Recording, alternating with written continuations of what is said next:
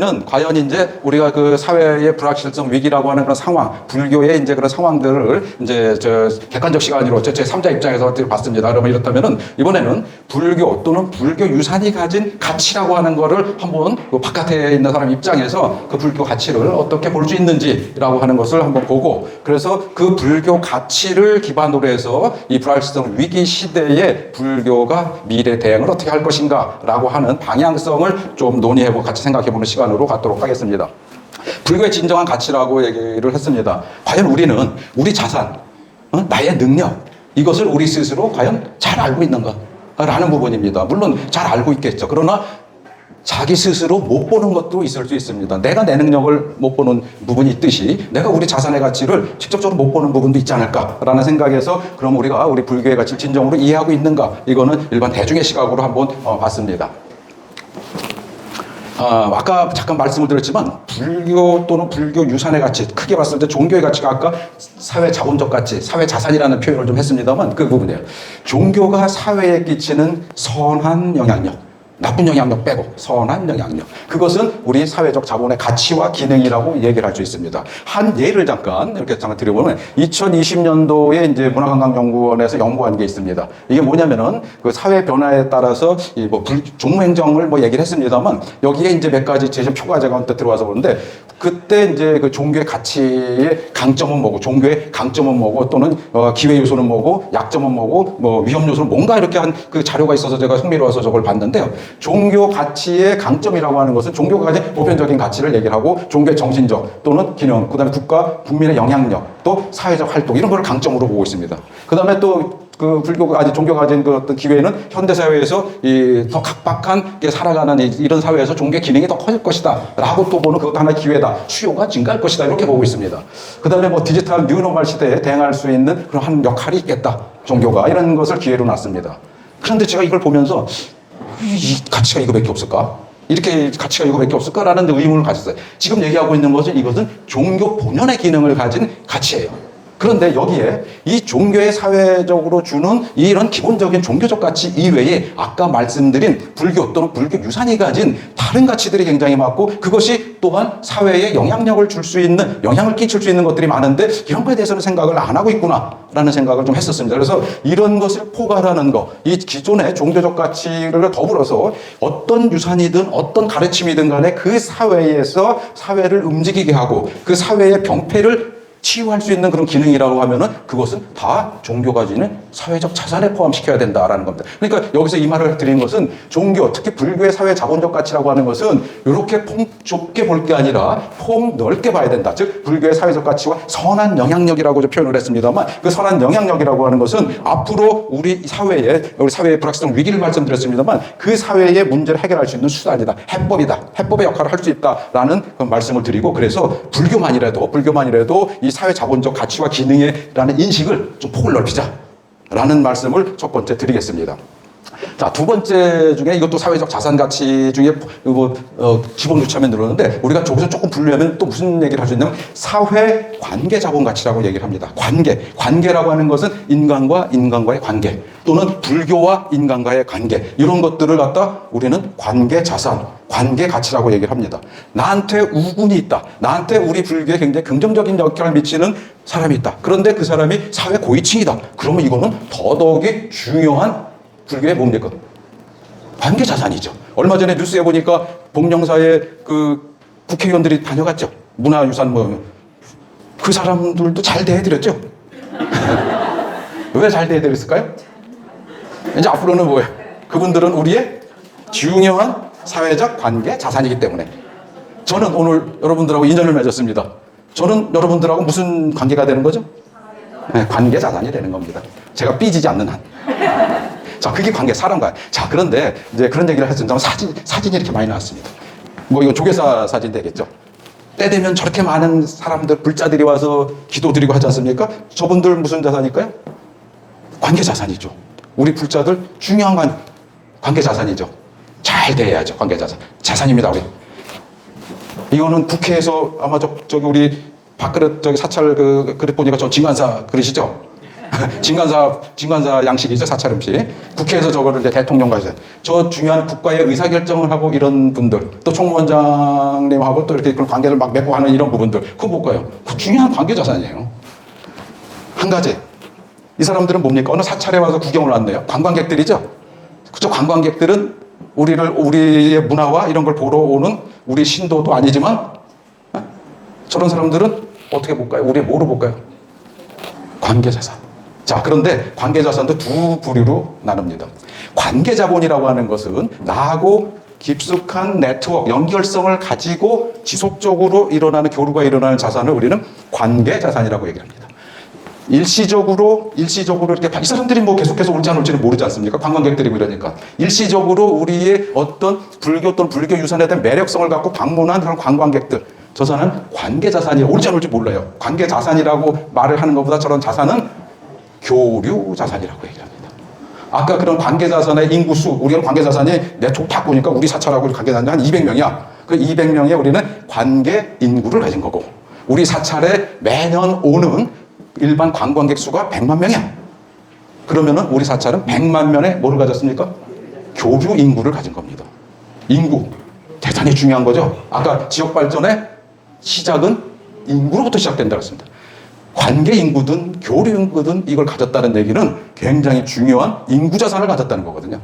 자, 그래서 이걸 사회적, 그런 것들을 사회적 관계 자본, 관계 자산이라고 얘기를 하는데, 사찰, 특히 불교는 이런 관계 인구의 힘, 교류의 인구의 힘, 이게 합쳐서 사회 관계 자본의 이 힘이 또 다른 종교에 비해서 뛰어나다라는 말씀을 드려요. 이런 가치를 가졌다.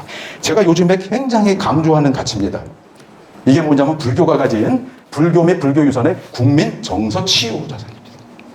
저거를 저는 표현할 때 정시, 정서, 복지적 가치라고 얘기를 했어요. 정서, 복지. 복지자가 들어가게 되면은 어떤 의미를 가집니까? 복지자가 들어간다는 얘기는 저거는 하나의 제도의 의미입니다.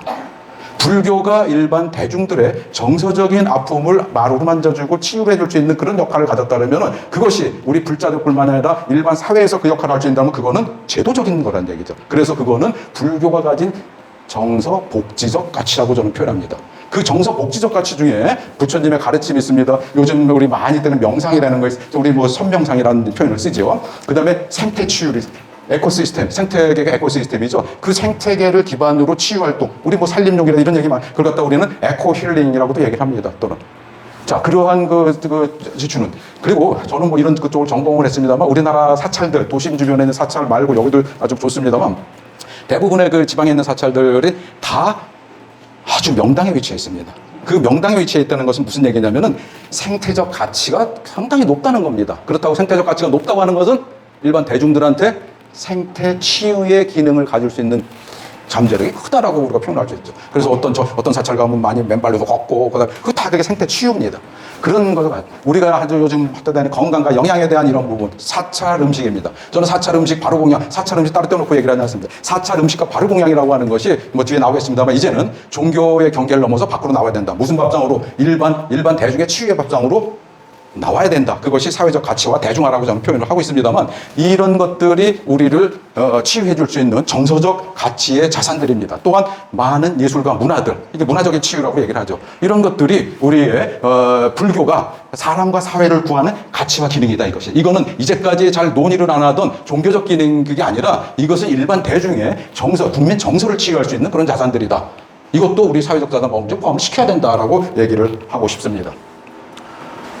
자, 그 다음에 아까 기후 위기 얘기했지 않습니까? 이 위기 시대에 불교가 가진 그 자연유산들이 또 굉장히 많지 않습니까? 자연유산이 뭐 대표적인 사찰림만 얘기하는데, 사찰림뿐만이 아니죠. 그 사찰을 둘러싸고 있는 배후에 있는 생태적 환경은 다 우리가 말하는 뭐냐면은 그 어떤 생태적 자산입니다. 저는 그걸 통틀어서 뭐라고 얘기를 하냐면 생태 복지라고 얘기를 합니다. 복지자를 또 넣습니다. 사찰이 지닌 자연유산, 자연생태계 역시 국민들에게 뭐로서? 제도가 돼야지만 뭐 국가가 정착화를 시킬 수가 있는 거죠. 제도가 안 되면은 그것은 국민들한테 그거 안 되지 않습니까? 그래서 그것이 자연유산이 주는 이것은 우리는 뭐라냐면 생태 복지적 자산. 아까 정서 복지적 자산이라고 이렇게 표현을 하는. 사찰이 가진 저런 그 시스템들, 저거 계산을 안 해서 그렇죠. 계산하면 내가 좀 뭐 달 받을 수 있을지도 몰라갖고 얘기를 잘 안 하는데 사찰 자산 생태계가 가진 것을 탄소 흡수력을 계산해 보면 아마 제가 볼 때 굉장한 그 가치가 나올 거예요. 사찰림에 대해서는 다른 일 안 하고 그냥 보존을 계속 해왔습니다. 자, 그거를 과거에는 그 우리 기후 위기 시대 전에는 그런 생각 안 했습니다. 탄소 배출을 흡수하는 게 뭡니까? 생태계죠, 숲이죠. 그 흡수하는 양을 계산해 보면은 탄소를 상쇄할 수 있는 그 가치를 따져보면 그거 돈 주시오. 돈이라고 하면 안 되죠, 종교적인. 우리가 노력하는 그런 생태적, 탄소 상쇄 가치에 대한 것을 우리 국가적으로, 그거를 우리 인정해 주시오. 앞으로, 오늘 제가 오다가도 봤는데, 이제 앞으로 철강이라든가 이런 거, 유럽으로 수출할 때 탄소에 대한 발생량이라든가 흡수량을 계산해서 원가 계산 안 하면은 안 받는데요. 근데 포철도 수입하기 어려워집니다. 수출하기. 그럼 어떻게 해야 되냐? 포철에서 철강을 생산하는데, 거기서 탄소를 배출하는 양이 있을 거 아닙니까? 그런데 탄소 흡수를 어떻게 못 하잖아요.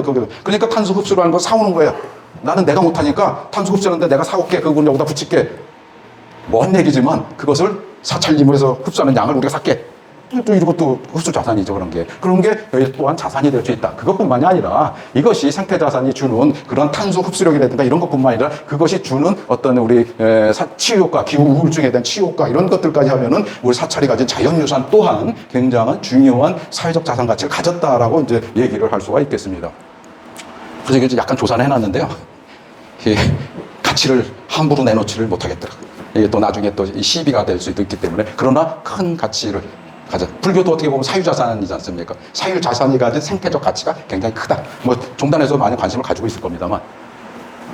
그 다음에, 그래서 지금 말하니까 우리가 지금 얘기한 거, 처음에 하는 종교적 가치라는 게 분명히 있었죠. 그 위에 어떤 우리 종교적 가치, 사회적 자산, 관계 가치, 정서 가치, 생태 가치, 이것을 다 합치는 것이 불교의 사회적 자본 가치다. 우리 불교의 사회적 자본 가치 범위를 폭을 좀 넓힐 필요가 있다. 그래서 이러한 통합적인 사회 가치라고 하는 것은 개인 문제, 사회 문제, 국가, 인류의 문제까지도 우리가 좀 지원을 할 수 있는 그러한 선한 영향력의 역할을 분명히 할 수 있는 것이고, 그 선한 영향력의 역할이라는 게 우리한테는 사회 자본 가치를 높이는 거고, 그 자체가 우리 가치를 높이는 거죠. 우리 자본 가치를 가만히 있으면 높이는 거죠. 그것도. 자, 그러면 이러한 가치들이 우리 사회 현상하고 맞아 떨어져나? 그게 맞아 한번 몇 가지를 찾아봤습니다. 지금 우리 사회가 대한민국 국민소득이 한 35,000불 정도 이렇게 가고 있습니다. 5,000불 이하 시대 때는 먹고 사는 게 중요한 시대예요. 그러니까 먹고 사는데 힘을 써서 일하는 거 여가가 이거 문제가 아니라 하루라도 일을 더 하려고 했죠. 그때 패러다임 뭐였습니까? 열심히 일해서 돈 많이 벌어서 우리 애들 교육 잘 시키고, 이게 패러다임이었었죠. 그때는 생계관리죠. 먹고 사는 게 중요한 시기죠. 그러면서 발전되면서 10,000불에서 20,000불 갈 때는 이제는 밥 먹을 만큼 됐으니까 이제 건강을 좀 생각해보자. 건강을 중시하는 시대가 있었습니다. 이때는 육체적으로 안전하고 심리적 안정을 취하고자 하는 그것이 패러다임이었었죠. 지금 35,000불이 된 이 시기에는 정서 중시 시대라고 얘기를 합니다. 삶의 질이에요.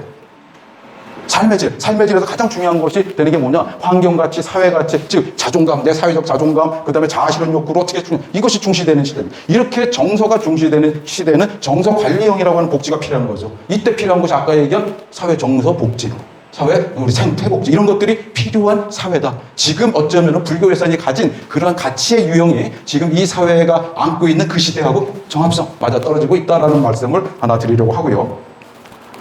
그 다음에 건강 중심 트렌드 가고 있죠. 비건 어디까지 가봤냐? 또 건강식에 빠진 MZ세대. 외식 트렌드 바뀌는 거. 자, 비건 라이프라고 하는 것이 말이 비건이지만 채식주의 아니겠어요? 이 채식주의라고 하는 이 부분이 먹는 거예요. 또 비건 패션, 입는 거예요. 바르는 거예요. 뷰티까지. 비건을 강조되고 있습니다. 근데 우리 사찰에서야 저거를 하려고 한 게 아니라 자연스럽게 그게 이어져 내려오는 그런 실천 습관이 되는 거죠. 그러니까 어떻게 되냐? 비건 저 트렌드하고 불교하고 자연스럽게 연결이 돼요. 그러다 보니까 불교 사찰 음식이니 이런 것들을 자꾸 명상이니 이런 걸 찾는데 염려는 좀 돼요. 좋은 징조긴 한데 사찰 음식이 단순히 건강한 채식 본질이 그게 아니지 않습니까? 사실은 식문화죠. 식문화. 그런데 그것이 건강에 좋은 거야. 그러니까 건강에 좋으니까 우리 사찰하고 이번에 한번 해갖고 좀 비건 햄버거 한 번만. 저는 그건 아니라고 봅니다. 그 본질을 벗어난 거죠. 사찰 음식이 자칫 잘못해갖고 건강한 채식으로 그런 트렌드로 흘러갈까봐 저는 걱정해요. 본질은 그게 아니라는 얘기예요. 그래서 그걸 주의할 필요가 있는데 어쨌든 우리 사회가 건강 중심적으로 가는 그런 것과 불교 유산과 이게 딱 맞아 떨어져가지고 제가 요즘 강요된 비만이라는 책을 어제 마쳤는데 강요된 비만이 개인의 문제가 아니라는 거예요. 저는 완전히 100% 동의합니다. 먹는 거에서부터 오는 것이 강요된 비만, 누가 강요를 하고 있는 거예요. 누가 하고 있습니까? 사회가 하고 있는 거죠. 그런데 그걸 보고 자꾸 비만한 사람 보고 또 비만하니까 식탐과 네 의지력이 약해서 살 못 빼는 그걸 갖다 뭐라고 얘기하냐면 잔혹한 낙관주의라고 얘기해요. 너의 잘못이야 이거라고 하는 거지. 이건 아니. 너의 잘못이 아니라 네 잘못이야. 사회가 그렇게 만드는 거죠. 그러니까 비만 문제를 어떻게 풀어야 된다고 나오는 요지는 뭐냐면 사회가 풀어야 된다는 거죠. 사회가 뭐로? 정책과 제도로서 풀어라는 얘기죠. 저는 그걸 딱 보면서 사찰 음식이네. 사찰 음식이 일반 대중의 식문화로 가야 되겠네. 이 생각에서 제가 5년 전부터 이제 사찰 음식을 파고드는 것보다 저는 그런 사회 문제를 이제 이렇게 봤더니 이게 대단히 역할을 크게 할 수 있는 얘기예요. 이건 우리나라만 문제가 아니에요. 미국은 더 큽니다. 미국에 같이 연구하는 친구들 얘기했더니 얘들은 더 하거든요. 이게 큰 사회 문제거든요. 이게. 그래서 이런 그 트렌드가 있는 것이 또 불교의 그러한 그 유산의 가치를 또 맞아떨어져가는 그런 추세다라고 이제 볼 수가 있습니다. 자, 이런 얘기를 해요. 공공의 그 사회 갈등 이런 얘기면서 전에 환경부 장관 했던 분인데 뭐라고 했냐면 사회적 웰빙이 총체적 위기다. 개인의 웰빙이 아니라 우리 사회적으로 그 행복감이라든가 이것이 위기를 받고 있다. 이 위기를 어떻게 극복할까? 신체적으로, 정신적으로, 사회적 웰빙 이것이 위협받고 있다. 이걸 어떻게 지금 할 거냐? 라는 걱정을 지금 하고 있습니다. 사회적으로 하기 시작했는데. 저 밑에 나온 거. 그래서 이러한 불공정, 불평등, 거기에 따른 불시 이런 것이 하나의 사회적 질병화가 되고 있다. 저것이 하나의 사회적 웰빙을 위협한다. 즉, 국민의 정서적 위기다. 이 얘기를 하길래 풀 수 있는 방법이 불교가 역할을 다는 못하겠지만 어느 정도 할 수 있어. 그래서 저 신문에 기고한 겁니다. 접니다. 이렇게 박수를 받고 해야 되는 건 아닌데 한 가지가 뭐냐면은 우리 사회 아까 제가 말씀 정서복지죠. 우리 사회의 정서복지의 초석이 될 수 있는 불교 선명상. 불교 선명상이라고 하는 것이 우리 사회의 아까 사회적 상처, 사회적 스트레스, 국민들의 정서적 불안정이라는 것을 조금 지원을 해줄 수 있는 역할을 할 수 있는 것이 불교 선명상이다. 불교 신문에다 이렇게 내는 잘 안 보시더라고요.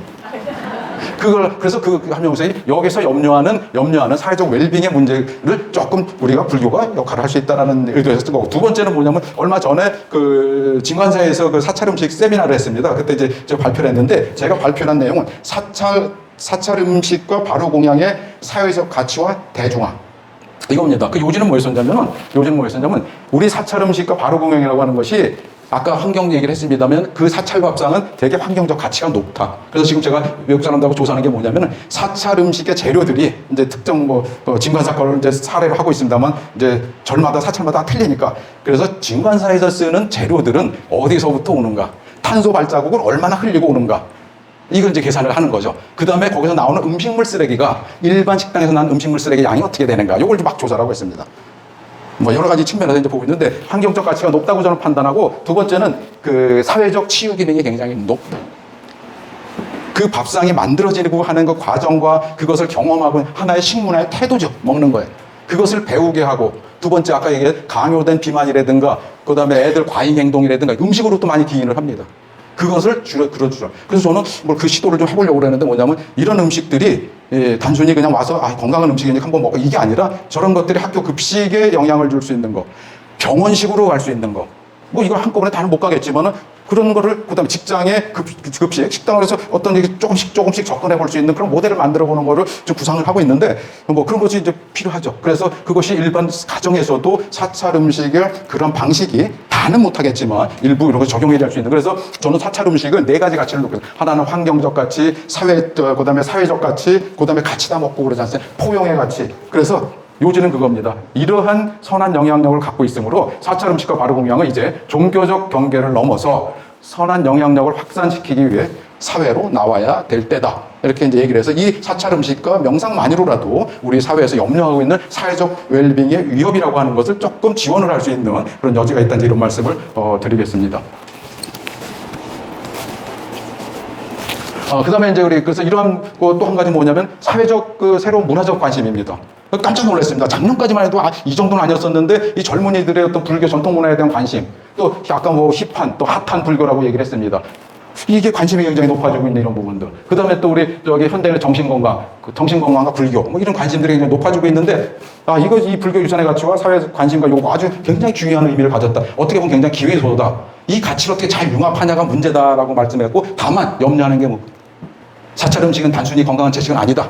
본질의 문제, 상업주의나 이런 빠지면 안 된다라는 얘기하고 두 번째 이것이 단순하게 젊은 사람들의 하나의 트렌드로 끝나서는 안 되고 뭐로? 새로운 성장의 문화로 자리 잡혀갈 수 있도록 지금 후속적인 이 좋은 기회를 어떻게 할 것이냐. 스님들이 이제 현장에서 해주셔야 될 일들이죠. 이런 것들이 이제 필요하고, 이런 것들은 새로운 문화적 관심과 불교 유산과 아주 딱 좀 정합성이 맞아 떨어져 가고 있다라는 그 말씀을 드리겠습니다. 그 다음에 이 또 사람을 모으는 힘이 있어요, 불교가. 불교가 종교로서 사람을 모으는 힘도 있지만, 뭐로서 아까 교류인구라고 말씀드렸죠.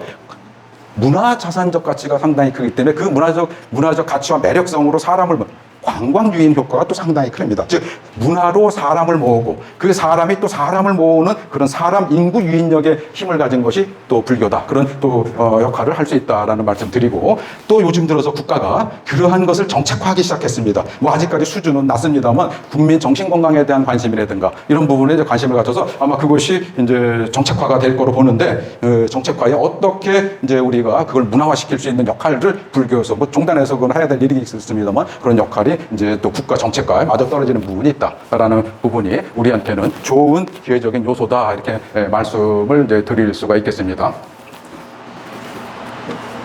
다만 이제 우리가 얘기할 때 불교에 대한 이제 관심 변화와 경향에 대한 우려, 지금 말씀이 이제 대중의 관심 또한 높아지는데 그것이 단순히 관심이나 트렌드로 끝나면 안 된다는, 그거를 어떻게 할 것이냐라는 것이 이제 걱정이고, 불교 본질을 이탈해서 사실은 차차 음식의 레시피가 중요한 게 아니지 않습니까?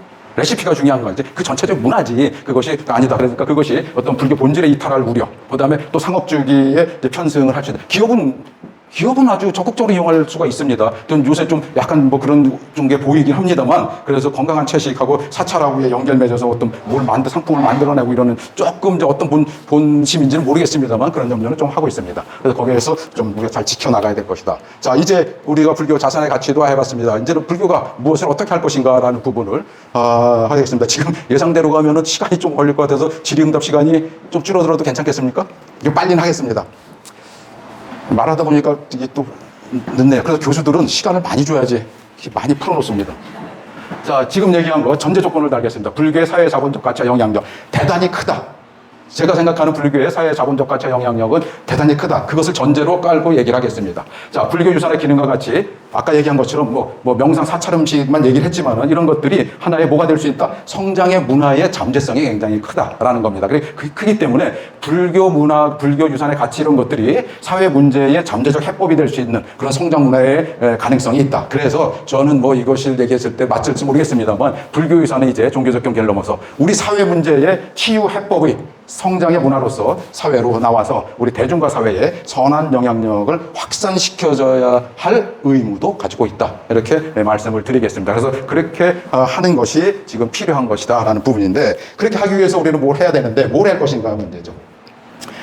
우리 사회의 모습입니다. 우리 사회는 저도 밖에 잘 안 다닙니다. 요새 뭔 일이 일어날지 모릅니다. 항상 경계태세를 하고 다닙니다. 누가 갑자기 나한테 뛰어들까? 저 앞에서 차가 오면 난 어떻게 피할까? 엘리베이터를 타고 나서 위험상에 하면 어느 시점에 점프를 할 것인가? 그 무슨 뜻인지 아시나요?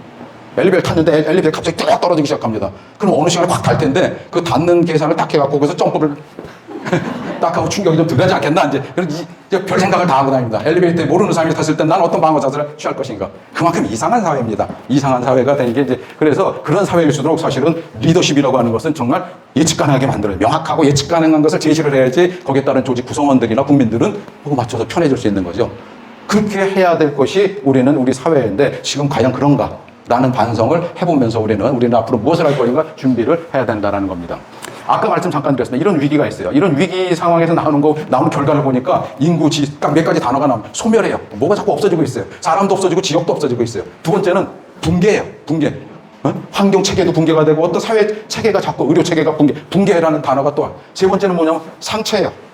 사람들이 상처를 잡고 있고 있어요. 즉 소멸과 붕괴와 상처라고 하는 것이 지금 불확실성 위기 시대의 핵심어예요. 그럼 불확실성 위기 시대 극복은 뭡니까? 저 반대되는 단어겠죠. 소멸은 뭡니까? 소멸을 안 하게 만들어주려면 존속과 지속이에요. 어떻게 하면 인구가 유지될 수 있도록, 지역이 유지될 수 있도록. 붕괴는 뭡니까? 없어진 거, 무너진 거는 복구를 해야 되고 복원을 해야 되는 거죠. 뭐를? 정책과 제도를 복구 복원해야 돼요. 상처 입은 사람들은 어떻게 해줍니까? 치유와 안정을 해주면 되는 거예요. 사람과 사람의 치유, 사회의 치유. 어떻게 보면은 이 불확실성 위기의 시대 미래 대응의 키워드는 존속과 지속, 복구와 복원. 세 번째 치유와 안정입니다. 이런 것을 과연 어떻게 준비를 할 것인가? 아까 그랬죠? 우리가 지역 발전하고 뭔 관계가 있을까? 우리가 인구 소멸, 지역 소멸하고 불교하고 뭔 관계가 있을까? 관계가 없지는 않습니다. 어떤 이냐면 지역이 소멸되고 인구가 소멸되면 사찰도 마찬가지로 없어진다는 거예요. 왜 관계가 없을까? 그러면 우리도 그 존속을 하게 만들어줘야죠. 폐업, 폐교, 폐쇄. 지금 현 지방의 현주소입니다. 지방에서 오신 분들 굉장히 많이 느낄 거예요. 소멸되고 있어요. 근데 사찰이 있는 곳들이 대부분 인구 소멸 위험 지역에 있어요. 공교롭게 그렇게 돼 있습니다. 좋은 데 있다 보니까. 그러다 보니까 고령층 중심의 신도 특성이라고 하는 것이 유지될 수밖에 없어요. 젊은 사람 수용성 한계에 불명이 있습니다. 결국 뭐냐면 지역 소멸 위기에 대한 우리는 안고, 사찰도 마찬가지로 안고 있다는 얘기예요. 그런데 아까 우리 참 그 국가 정책을 하는 거 보면 조금 저도 좀 못마땅하는 부분이 하나 있는 게 뭐냐면 지금 지역 소멸에 대한 위기를 굉장히 많이 느낍니다. 그래서 국가에서는 1년에 1조씩 갖다 댑니다. 각 지자체로 1조씩 줍니다. 10년간 주기로 했어요. 왜? 인구를 없어지는 인구를 어떻게 막아라라는 겁니다. 그런데 지역 자체 단체에서 하는 일이 뭐냐면은 정주 인구, 우리 지역에 살 인구들을 많이 끌어오는 거예요. 그걸 전 지자체가 하고 있습니다. 89개 위험 지역에서 하고 있습니다. 그런데 우리 인구 추세를 보면은 나는 출생되는 애들 뻔히 있고 사는 지역이 뻔히 있는데 그 사람들을 89개 지역으로 어떻게 다 끌어옵니까? 그래서 하는 일이 우리 지역에 오면 돈 100만 원 줍니다. 100만 원 받으려고 저 미장원도 없는데 갑니까? 그건 아니죠. 그러니까 정주 인구를 가지고 우리 자꾸 지역 그걸 소멸을 탈피하겠다면 안 돼요. 아까 무슨 인구가 좋겠습니까? 교류 인구입니다. 사찰에서 끌어들인 왜 교류 인구가 중요합니까? 교류 인구는 거기 살진 않더라도 거기에 관광이나 이런 걸 와서 어떻게 합니까? 경제적 지출을 하고 가죠. 사찰에다 지출하는 것보다도 지역에다 이렇게 뭐 기름값 뭐가 하고 하지 않습니까? 그 인구도 중요하다는 거예요. 그럼 결국 아주 모르겠어요. 저는 좀 약간 현명한 그 지자체장 같으면은 그 유수의 사찰이 있다 그러면 거기하고 지역 소멸에 대응해야 되는 정책을 같이 할 것 같아요. 거기에 교류 인구수를 늘어날 수 있도록 유인할 수 있는 요소를 지원을 팍팍 해주면은 교류 인구가 들어가면 그것은 바뀌는 거거든요. 그래서 사찰도 지역 소멸 위기에 또 불교가 가진 그런 부분에서 사회 관계 자본을 좀 잘 이용을 해보면은 지자체도 같이 우리도 지역 소멸에 일조를 할 수 있다는 겁니다. 전혀 지역 발전하고 불교하고 딴 나라 얘기는 아니다라는 얘기입니다. 두 번째 기후위기입니다. 기후위기? 불교하고 무슨 관계? 아닙니다. 기후위기. 기후위기도 불교하고 엄연히 관계가 있습니다. 기후위기라고 하는 것은 생태계입니다. 그런데 아까 말씀드린 대로 우리 사찰의 대다수의 사찰의 입지가 생태적 환경하고 같이 하고 있습니다. 거기다 더 중요한 건 뭐냐면 환경의 어떤 그런 그 실천을 하는 그러한 생활 습관을 가지고 있습니다. 아까 나도 사찰 음식을 말씀드렸습니다만 제가 그걸 따져보니까 탄소 그 흘리고 다니는 것을 탄소 그 발자국이라고 얘기를 하거든요. 탄소 발자국이 굉장히 적어요. 사찰이 일반 가정보다도. 그걸 봤을 때 그 자체적으로 생활하는 실천하는 그 문화가 그 자체가 환경 지향적인 생활을 하고 계신 거예요. 그 다음에 그 자체가 갖고 있고 관리하고 있는 생태계 자원이 탄소 흡수량을 가지고 있는 거예요. 그 자체가 기후 위기에 대응하고 이미 하고 있다는 얘기입니다. 다만 그거를 인정을 잘 안 하고 있으니까 문제죠. 그래서 충분히 불교의 환경 정의를 위한 생활 실천 행동이라든가 이것을 자꾸 사회적으로 전염을 시켜서 환경 기후 위기에 대응할 필요가 있다. 저는 그것을 불교의 생태주의적 실천이라고 얘기를 합니다. 그것을 좀 하고 계십니다.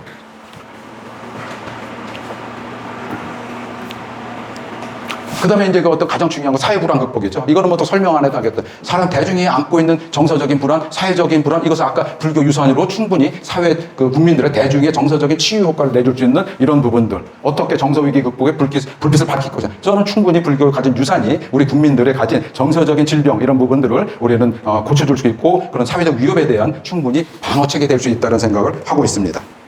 자, 그렇다고 하면은 불교의 그 위기 극복을 위한 정의로운 그런 전개를 한다. 아까 처음에 말씀드린 거죠. 불교도 이제는 아까 지금 말씀 불교 사회적 자산을 기반으로 뭐를 패러다임을 전환을 해야 된다는 거죠. 불교의 어떤 교리나 이걸 바꾸는 얘기가 아닙니다. 지금 이 사회 상황과 이 사회 상황을 해결할 수 있는 그런 해법으로서 우리도 정의로운 패러다임 전환을 해야 된다. 어떻게 할 것인가? 사실은 네 가지입니다. 첫 번째는 공유와 공감입니다. 스님들 혼자 못 하십니다. 이거를 하고 있는 불자들, 우리 사부대중이라고 얘기를 하나요? 공유를 해야 되고, 공감을 해야 되고, 공유와 공감이 됐을 때 뭐가 나옵니까? 함께하는 실천 행동이 나옵니다. 공유 공감 없이는 그 첫 단계가 우리가 가진 구성원들, 우리 집단의 구성원들, 아니면 불자도 좋고, 우리 어떤 사회적 자산을 가지고, 관계 자산을 가지고 모두가 그거에 대한 똑같은 거에 대한 공유와 공감을 어떻게 할 것인가라는 부분이 첫 번째 중요해요. 그 공유와 공감을 기반으로도 우리들 패러다임을 다 같이 전환을 시켜봐야죠. 패러다임의 전환이라고 하는 것은 결국 뒤에 나오는 불교 유산, 불교가 가진 가치를 어떻게 경영할 것인가 가치 경영이라고 표현을 하고 있습니다. 그래서 그 가치 경영을 기획을 하고 마지막에 그것을 함께 가치 경영이라고 하는 것을 어떻게 실천할 것인가. 가치 경영이 실천하는 것은 나 혼자만이 아닌, 불교만이 아닌, 우리 사찰만이 아닌 함께 가치와 행복을 만들기 위해서 우리 같이 뭘 할까를 만들어내는 거예요. 같이 실천해야죠. 누구와 함께? 대중과 함께 합니다. 공유와 공감 어떻게 할 것인가?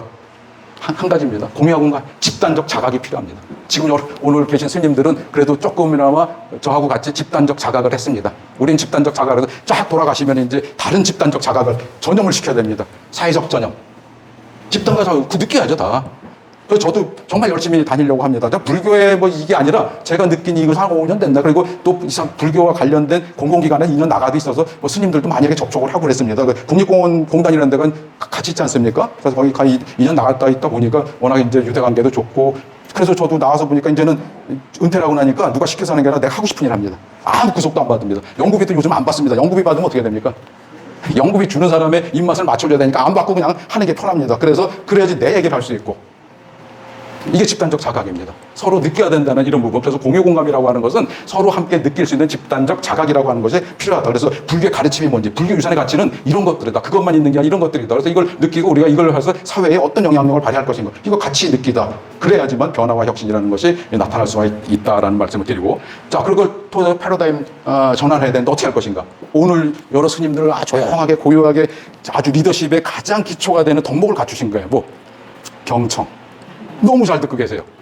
그게 무슨 얘기냐면 여기서 말씀 외부인이라든가 외부 효과를 안 믿어요. 근데 사실은 자기가 자기 걸 아까 다 못 본다 그랬지 않습니까? 특히 나쁜 것은 더 못 봐요. 그거 왜 그러냐면 외부나 외진의 시각이 그 시각으로 봐야 되는 거죠. 그거 왜 그러냐면 자기가 보면 자기한테 되게 관대하거든요. 자기도 자기한테 제일 관대하죠. 그리고 자기가 자기한테 온정주의가 있지 않습니까? 그 나쁜 거 지적을 안 해요. 그 외부 얘기를 안 들어. 그래서 요즘에 그 나오죠. 내부에 누가 있어야 되냐? 레드팀이 있어야 된다 그러죠. 레드팀. 레드팀, 빨간 옷, 빨간 별 말은 아닙니다. 옛날에 군대에서 이렇게 아군 적군 연습하잖아요. 그럼 적군은 빨간 띠를 둘렀어요. 아군은 파란 띠 두르고, 천군백군 하듯이. 빨간 띠 두르는 게 적군이에요. 그러니까 레드팀을 두르는 건 뭐냐면 적군의 시각에서 내 조직을 바라볼 수 있는 거. 나쁜 것만 보지 않습니까? 그래서 이 패러다임 전환이라는 것은 우리 스스로도 할 수 있어요. 그렇지만 우리 스스로보다 우리 스스로의 시각과 외부인의 시각, 즉 외부 효과라고 얘기를 하거든요. 외부 시각으로 보면은 어떤 약점이라든가 더 잘 발견할 수가 있겠죠. 그래서 그런 그 내부의 주체의식과 외부의 비판적 시각과 이게 합쳐져 갖고서 들어야 된다. 싫은 소리는 정말 듣기 싫거든요. 응? 자기한테 너 성격이 어떠나 싸움 나지 않습니까? 응? 듣기 싫었는데 그거 들어야 돼요. 그래서 마케팅에서 그런 말이 있습니다. 고객의 불평을 유도하라. 고객의 불평에는 뭡니까? 우리의 잘못된 게 나오기 때문에 그래요. 그래서 고객의 불평을 일부러 유도하라고 합니다. 그래서 고객의 편지 뭐 이런 거 있잖아요. 그게 이제 유도하는 방법인데 형식적으로 하고 있는 거죠. 자, 그래서 이 패러다임 전환이라는 것은 나 혼자 하려고 하지 말라. 이 내부의 주체의식과 외부의 어떤 시각과 같이 해서 패러다임을 만들어 나가는 게 필요하다. 결국 이거죠. 자립적으로 할 거냐? 100% 나 혼자에 의해서 하는 그게 이제 자립입니다. 두 번째는 100% 남한테 의존하는 게 있습니다. 이거 좀 해줘. 그 다음에 세 번째는 뭐냐면 내가 중심적으로 하는데 외부의 협력을 조금 받는 거. 이걸 갖다 활용이라고 얘기를 합니다. 우리가 가진 관계자본이라든가 교류자본들의 그 힘을 활용, 단순 지원이죠. 마지막에 협동이라고 하는 것은 내부 아까 주체적 시각과 외부의 전문적 시각이 합쳐져 갖고 같이 풀어나가는 거죠. 아까 말씀드린 대로 대학은 자립의식이 굉장합니다. 자립. 우리 불교는 어떨까요? 대학이 그래서 자기 장벽이 많다는 거예요. 그렇게 아니고 이제는 이런 거 함께하는 실천이라고 하면 혼자 할 수는 없다는 얘기예요. 혼자 할 수는 없다. 같이 해야 된다라는 이런 부분을 말씀을 드리겠습니다. 그러면 이 함께 가치와 행복을 나눌 수 있는 대상은 뭔가? 우리는 신도 우리 포교하고 전법하고 할 때는 대상을 자꾸 그렇게 한정을 둡니다. 제가 볼 때는 그건 아니고 인간의 성장과 발달은 아까 연속적으로 했는 연속제적 생애주기를 기반으로 이렇게 흘러져 가고 있습니다. 그럼 우리가 함께 가치를 나누고 행복을 나누는 대상은 누구냐면 요 고령층과 요 젊은층 이것만이 아닙니다. 여기서부터 여기까지가 다 우리의 가치를 나누고 행복을 나누는 대상이라는 거죠. 사후까지 얘기했습니다. 돌아가신 분도 우리 불교에서 이렇게 그 뭐라 그러나요? 관리라 그러나요? 굉장히 좋은 제도라고 봐요. 그리고 이런 말씀 드리면 안 되지만 저거를 쭉 이렇게 살펴보고 그러다 보니까 나보고 불교의 비즈니스, 사찰 비즈니스를 한번 구상을 해봐라 그러면 무지막지하게 많이 나올 것 같다는 생각을 좀 합니다. 이게 우리 가족 문화도 바꿔줄 수 있는 부분이에요. 요새 서로 모여서 제사 안 지나지 않습니까? 제사 지내기도 힘들고. 그거 왜 그렇게 합니까? 사찰에서 모셔놓고 그때 되면 가서 즐겁고 이게 좋은 가족 문화 만들어지는 거죠. 그것도 어떻게 보면 사찰 문화라고 볼 수 있어요. 그리고 제가 사찰에서 이렇게 돌아가신 분 그거 하는 걸 한번 봤는데요. 나도 바꿨습니다. 나도 꼭 저렇게 하겠다. 왜? 난 저렇게 정성 들여서 간다 그러면 난 가는 길이 외롭지 않을 거라고. 그 진짜 무서워했거든요. 이렇게 죽는 거를. 근데 그거 보면서 저 정도라고 하고 내가 거기서 나 49세 때 꼭 저기 사찰에서 해주십시오. 안 오는 놈들은 주지 마십시오. 예를 들면 굉장히 그런 느낌을 많이 받았어요. 무슨 얘기냐면 포교나 전법이나 이것이 어떤 특정 계층이 아니라 우리 생애주기 전부라는 얘기. 불확실성 위기는 생애주기 전부 다 찾아옵니다. 어디 특정 부분이 아니니까 이런 부분을 우리가 같이, 그러니까 즉 모두를 위한 행복과 가치라는 거죠. 어떤 특정 계층만 있는 게 아니라 이 부분을 우리가 좀 눈여겨보자. 마지막으로 하고 싶은 제 말입니다. 이제까지 이제 2부에서 드리고 싶은 말은 변화 아닙니까? 패러다임 전환도 변화죠. 이 변화는, 진정한 변화는 진짜 우연으로 나는 변화는 하나도 없습니다. 우연적으로. 진정한 변화는 모두의 관심, 노력, 그 다음에 함께하는 행동의 결과로 나타나는 거죠. 그래서 우리가 불편하다고, 힘들다고, 안전지대로 다 숨어버린다면 진정한 변화도 희망도 이룰 수는 없다. 현실에 안주하고 현실에 그냥 머물면서 우리가 어디에 희망이 있나 두리번거릴 것이 아니라 우리 스스로 나서서 희망의 변화를 만들어내야 된다. 지금 말한 위기의 시대, 새로운 세상으로 나가기 위한 제가 좀 감히 말씀을 드리자면 제 시각으로 봤을 때 불교의 패러다임 전화와 변화가 필요하다. 사후대중 모두 함께하는 그 행동과 노력이 우리 불교의 희망을 만들기 위한 진정한 변화이고 이것이 곧 불교의 정의이다라고 마지막 부분을 이렇게 정리를 하고 끝낼까 합니다. 너무 오래 했습니다. 죄송합니다.